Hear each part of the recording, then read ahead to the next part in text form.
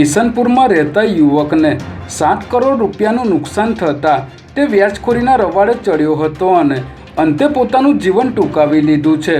તપાસ દરમિયાન દેવેન્દ્ર જૈનના મકાનમાંથી એક સુસાઇડ નોટ મળી આવી હતી, જેમાં 7 કરોડનું દેવું થઈ જતાં આયુષે આપઘાત કર્યો હોવાનો ઉલ્લેખ કર્યો હતો.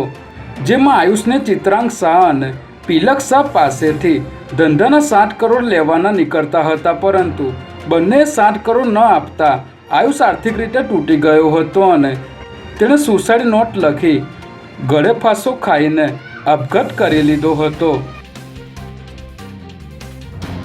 અમદાવાદના ચંડોળા વિસ્તાર નજીક રાષ્ટ્ર વિરોધી અને સમાજ વિરોધી પ્રવૃત્તિઓ સામેની કાર્યવાહી દરમિયાન ક્રાઇમ બ્રાન્ચે સગીર છોકરીઓને હ્યુમન ટ્રાફિકિંગ માટે તસ્કરી કરનાર વ્યક્તિઓની ઓળખ કરી ધરપકડ કરી હતી. ત્યારે વધુ તપાસમાં ગેરકાયદે ઇમિગ્રન્ટના નકલી ભારતીય દસ્તાવેજો બનાવવાનું રેકેટ પણ બહાર આવ્યું હતું.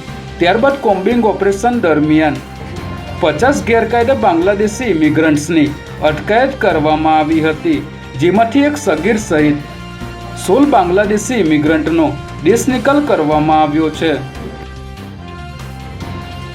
જસોદાનગર ચોકડી ખાતે આવેલ 4 ભુજા કિરાણા સ્ટોરમાં નકલી ઘી વેચાતું હોવા અંગેની બાતમી મળતા કોર્પોરેશનના ફૂડ વિભાગની ટીમ અહીં પહોંચી હતી અને તપાસ કરતા 15 કિલોના 7 જેટલા ડબ્બા મળી આવ્યા હતા, જેમાં અમૂલ ઘીના શુદ્ધ શબ્દમાં ભૂલ જણાઈ આવી હતી, જેથી વેપારી આ ઘીનો જથ્થો હાટકેશ્વર સર્કલ પાસે આવેલ હાર્દિક ટ્રેડર્સમાંથી લાવ્યો હોવાનું જણાવતા ફૂડ વિભાગની ટીમે હાર્દિક ટ્રેડર્સના ગોડાઉન ઉપર પણ દરોડો પાડી ગોડાઉન બંધ હોવાથી સીલ મારવાની કાર્યવાહી કરી હતી.